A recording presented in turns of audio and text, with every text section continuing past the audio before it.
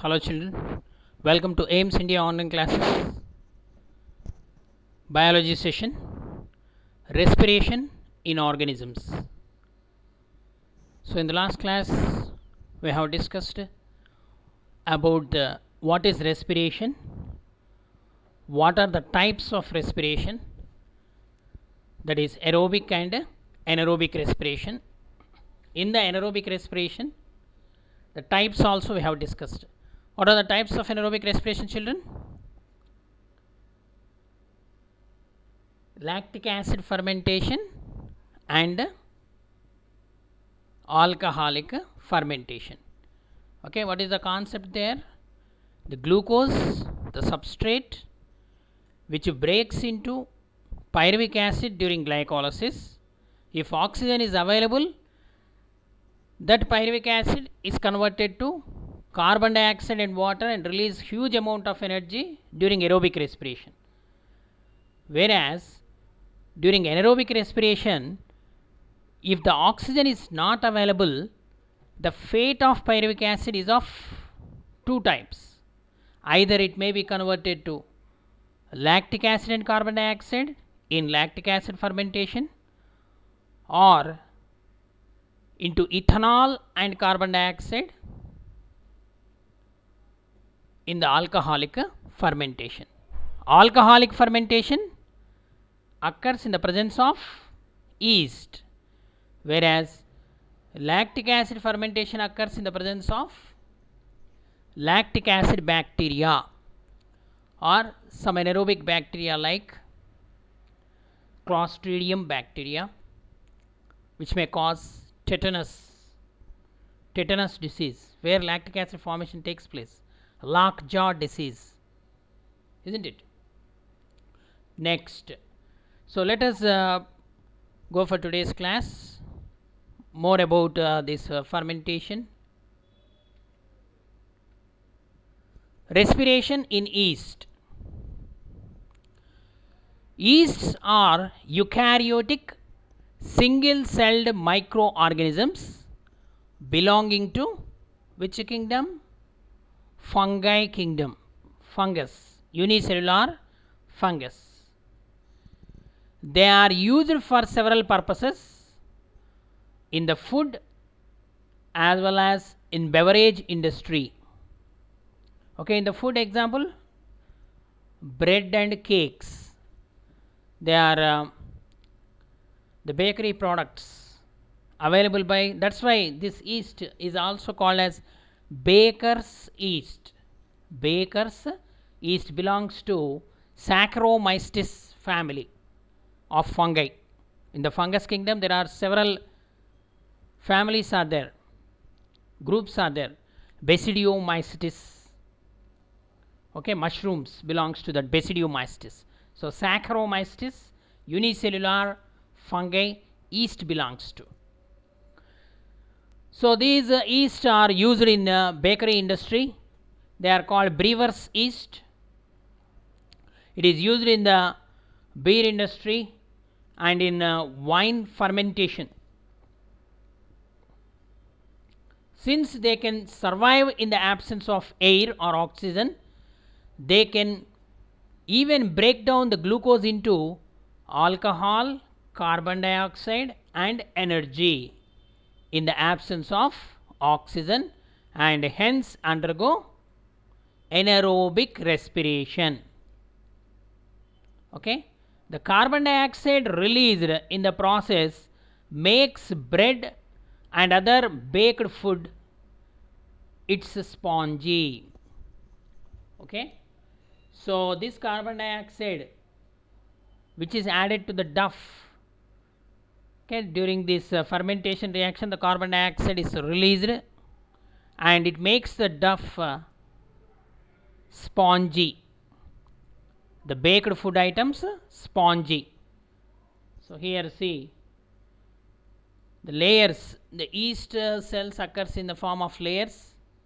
Yeast cell if you take, so it produces the fermentation, it leaves, it grows on the glucose and convert that glucose into ethanol, and during this process carbon dioxide is released. Carbon dioxide is released. This is called the alcoholic fermentation, where the glucose is converted to ethanol by yeast. So further, the production of lactic acid in the muscles. Like yeast, the muscular cells are also capable of surviving in the absence of air or oxygen, and hence can respire anaerobically. Anaerobic respiration also takes place in the muscle cells when they are strained or when they are during the strenuous exercises, isn't it? You might have experienced when you walk for a long distance or when you run for several times, when continuously the muscles work. So at that time the oxygen is not available to the muscles, but energy is required for the muscles. So that energy, small amount of energy, is produced by undergoing anaerobic respiration. Okay. So but these muscles can respire anaerobically only during temporary deficiency of oxygen, only for short time. For instance, heavy exercise like cycling, walking, heavy weight lifting, fast running, and many more require heavy supply of oxygen. So treadmill will be there. Some of the people, they will walk or run on treadmill. Okay, some meter will be there, some ribbon or some tape will be there, so it will roll. Okay. So at the time, for a long time, if they continue, but the supply of oxygen for producing energy will be very limited. Okay. So here the glucose in the muscles, what happen in the absence of oxygen, converted to lactic acid and small amount of energy is released. So this is also come under the lactic acid formation, anaerobic respiration, because in the absence of air or oxygen it is taking place. Anaerobic respiration muscles, so it's oxygen debit, it is also called. The insufficient oxygen or vigorous muscle contraction leads to insufficient oxygen availability, which converts the glucose into lactic acid and energy is released. So this lactic acid is accumulated in the muscles, which lead to fatigue. What is fatigue? A fatigue is a painful situation or condition where high concentration of lactic acid is accumulated in the muscles. Okay, the muscle is said to be in an oxygen debit condition. Okay. So this condition will be automatically rectified when the muscle has given rest. When it is given rest, automatically the lactic acid will be eliminated and the muscle will respire normally with the presence of oxygen, and energy requirement is fulfilled. Okay children, this is also an example of which type of respiration? Anaerobic respiration. The muscles respire under strenuous condition anaerobically in the absence of oxygen and produce lactic acid and small amount of energy. So this is a kind of anaerobic respiration. So let us proceed to the process of breathing. What is breathing? How the oxygen is available for us? Oxygen is available in the process of breathing. Breathing is a physical phenomenon where we will take in air and give out air. Okay.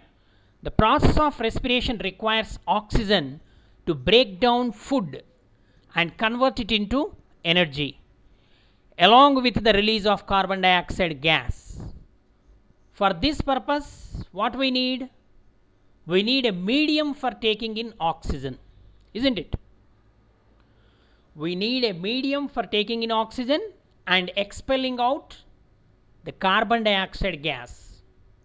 So this purpose is solved by a process called breathing. Okay, what is breathing now? Let us define. The process of taking in oxygen rich air and giving out air rich in carbon dioxide is referred to as breathing. Breathing is a process of taking in oxygen rich air and giving out the air rich in carbon dioxide. So it is a physical phenomenon. See the image here.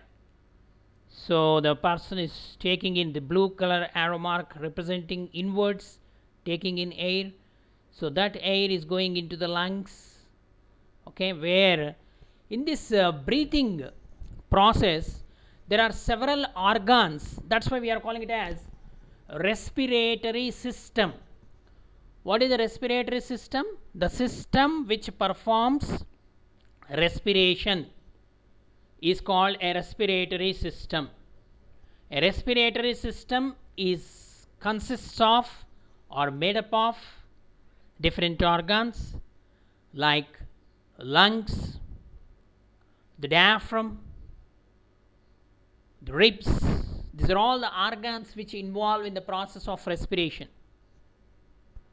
Okay, so let us see how the breathing process takes place. It is not a simple process. It is an endless process that continues throughout the life of a living organism, isn't it? From birth to death, we will breathe. The process of breathing is carried out fluently using the respiratory organs. The process of breathing in oxygen rich air through the respiratory organs is called inhalation. Okay, breathing occurs in two phases. The first phase is inhalation, then the second phase is exhalation. Okay, what is exhalation? The process of breathing out carbon dioxide rich air through the respiratory organ is called exhalation. Okay, one breath equals to the composition of one inhalation and one exhalation. Mathematically, breathing is equal to inhalation plus exhalation. One inhalation and one exhalation equal to one breath. Okay, like that, per minute we may breathe 16 to 18 times normally, or at the time of any stress or any exercise, our breathing rate may increase. So the rate of breathing depends upon the requirement of oxygen. Okay, here you observe the picture here. Breathing in. What is breathing in? Inhalation. So during this, several changes takes place in the respiratory system. So the diaphragm contracts, it comes down, and the abdomen will expand. So the chest also expands, the ribs also expand. Okay, so there is a space is created in the thoracic cavity. Okay, what is diaphragm? Diaphragm is a muscular structure which separates the thoracic cavity and abdominal cavity. So when the diaphragm comes down, the thoracic cavity will increase, the abdominal cavity will decrease. Due to that, the internal air pressure decreases. When internal air pressure decreases, the air rushes inside. The air rich in oxygen get into the respiratory system. How? Through the nostrils, nasal cavities, then windpipe, and finally it enters into the lungs. This process is called inspiration. Taking in of air or breathing in of air is called inspiration or inhalation. Then breathing out of air, so that is called as expiration or exhalation. So during exhalation, what is happening here? You observe the picture here. The diaphragm goes to normal position, means diaphragm relaxes, then the chest contracts, the internal air pressure increase, so air will be pushed out in the same route how it enters, reverse manner it enters outside. Okay, so exhaled air, so inhale, exhale, inspiration, expiration. Okay, so this is the process of breathing. So different types of respiratory system in different animals, let us discuss. So in human beings, lungs are the respiratory organ. The respiration which takes place through lungs is called as pulmonary respiration. If you take the respiration in insects like cockroach, there is a separate respiratory system is present. It is called tracheal system. Tracheal respiration. The respiratory system of cockroach is a network of minute tubes called trachea. It is known as tracheal system. So they respire through the small openings called spiracles. The tracheal system opens outside or to the external environment by means of opening called spiracles. The spiracle acts like valves.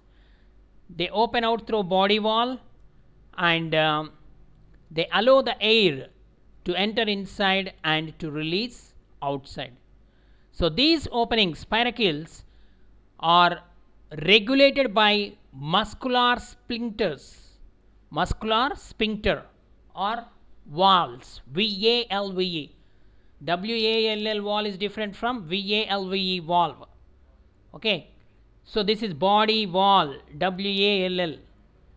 Okay, so spiracles contain valves, VALVE, which regulate open and close. Okay, they regulate the entry of air or opening of the spiracles is regulated by muscular sphincter valves. So these insects or cockroach breathe in oxygen rich air through the spiracles, which opens into the tracheal tubes, like this. So the air from outside enters into spiracles opens into tracheal trunk. This tracheal trunk divides into small branches called tracheoles. These tracheoles directly open into the muscles or the tissues where the exchange of gases takes place. So this process in which the tubes are involving, the tubes are called trachea. So the respiratory system in cockroach is called tracheal system, and the respiration is called tracheal respiration. So not only cockroach, even in the grasshopper also same type of system is present. So let us see how the tracheal respiration occurs. The tracheal system, the tracheal tubes are the network of air tubes meant for smooth exchange of gases. These are found only in insects. No other organism possess this type of system. The air then rushes towards the tracheal tubes, and then see the air. Here the spiracle valve is present, spiracle opening. Okay, so the air rushes towards the tracheal tube, tracheal tube, and then diffuses to different body tissues, like this. Okay, the trachea is then divided into thinner tubes called tracheoles. So here they are wide. They are large, but they are divided into small, just like blood vessel. Blood vessel divides into small capillaries. In the same manner, here the trachea, the longitudinal tracheal trunk is the major trachea. It divides into small branches called tracheoles. Okay. The tracheoles contain a network of fluid which flows throughout the body of the insect. Okay. It contains the fluid which flows the entire body of the insects. The air rich in carbon dioxide rushes towards the tracheal tubes and is finally exhaled out through the spiracles. So here what happened means the air which is rich in oxygen, it mixes with the tissues where the exchange of gases takes place, and the air, the trachea containing network of the fluids which flows through the body of the insect, and the air rich in carbon dioxide will rushes out. So they breathe in oxygen rich air through the spiracles which opens into the tracheal tubes, and the tracheal tubes in the form of tracheoles opens into the tissues where the exchange of gases takes place. The carbon dioxide will rushes out through the tracheoles to the tracheal trunk, then the carbon dioxide diffuses out. In this way, the trachea playing very major role in the process of respiration in the cockroach, okay, or in the insects, the tracheal system. Okay, this is the tracheal system. Next, come to the cutaneous respiration. The respiration by tubes is called tracheal respiration. Respiration by lungs is called pulmonary respiration. Now, respiration in earthworm, which takes place by means of skin. The earthworm belongs to Annelida group, okay, in invertebrate. So lungs are the respiratory organ in the vertebrates, higher animals. But here trachea, insects are also invertebrates, multicellular organisms. Here earthworm is also a multicellular invertebrate. They belongs to phylum Annelida. So they do not have any specialized respiratory system, but they respire through their moist and slimy skin.